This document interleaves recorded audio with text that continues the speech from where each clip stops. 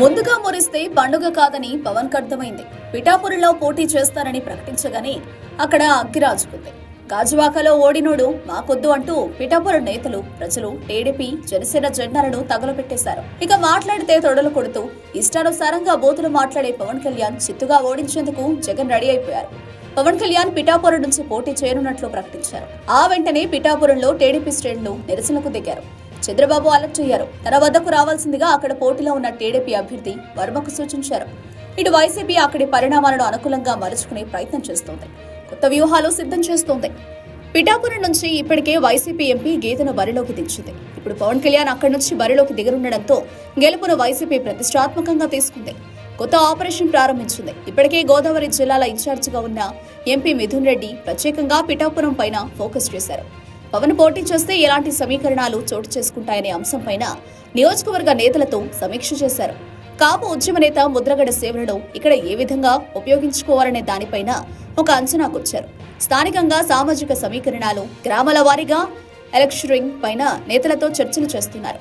తమతో కలిసి వచ్చే నేతలపైన గురిపెట్టారు. పిఠాపురం నియోజకవర్గంలో మొత్తం ఓటర్లలో కాపు సామాజిక వర్గం సుమారుగా 30% వరకు ఉండగా మాలాలు 12%, శెట్టి బలిచలు, చేనేతలు, బెస్తలు సుమారు 10% చొప్పునున్నారు.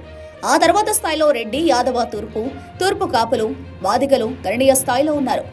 పవన్ కు మద్దతుగా మెజారిటీ కాపు వర్గం నిలిచే అవకాశం ఉందని అంచనాలు ఉన్నాయి. అయితే వర్మ నిర్ణయం ఇక్కడ డిసైడింగ్ ఫ్యాక్టర్ కానుంది.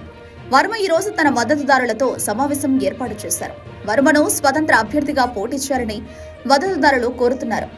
2014లోనూ ఇదే తరహా కూటమి పోటీ చేసిన సమయంలో వర్మకు సీటు దక్కలేదు. దీంతో స్వతంత్రంగా పోటీ చేసిన వర్మ విజయం సాధించారు.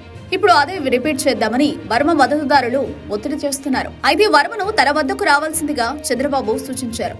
మద్దతుదారులతో సమావేశం తర్వాత వర్మ టీడీపీ అధినేత చంద్రబాబును కలిసే అవకాశం ఉంది. పవన్ పోటీ చేస్తుండటంతో సహకరించాలని చంద్రబాబు కోరే అవకాశం ఉంది. కానీ వర్మ ఈ ఎన్నికల్లో పవన్ కు మద్దతిస్తారా, స్వతంత్రంగా బరిలోకి దిగుతారా అనేది ఉత్కంఠ పెంచుతోంది. గీత 2009లో ప్రజారాజ్యం నుంచి పిఠాపురం ఎమ్మెల్యేగా గెలుపొందారు. ఇప్పటికే అక్కడ కాపులో మద్దతు సంపాదించారు. వైసీపీ ఓటు బ్యాంక్ ఉంది. గీత అభ్యర్థిగా కొనసాగనున్నారు. ముద్రగడ చేరిక తర్వాత కొన్ని నిర్ణయాలు తీసుకునే ఛాన్స్ ఉంది. అయితే వర్మ నిర్ణయం ఆధారంగా వైసీపీ పిఠాపురంలో స్కెచ్ అమలు చేసేందుకు సిద్ధమైంది. వర్మను వైసీపీలోకి రప్పించి వైసీపీ అభ్యర్థిగా పోటీ చేయించడానికి జగన్ మాస్టర్ స్కెచ్ గీశారు. వర్మ ఒప్పుకుంటే వైసీపీ తరపున నిలిపి పవన్ ఓడించడానికి పెద్ద స్కెచ్ వేశారు. దీంతో వర్మ నిర్ణయం ఇక్కడ శిరోధార్యంగా మారింది.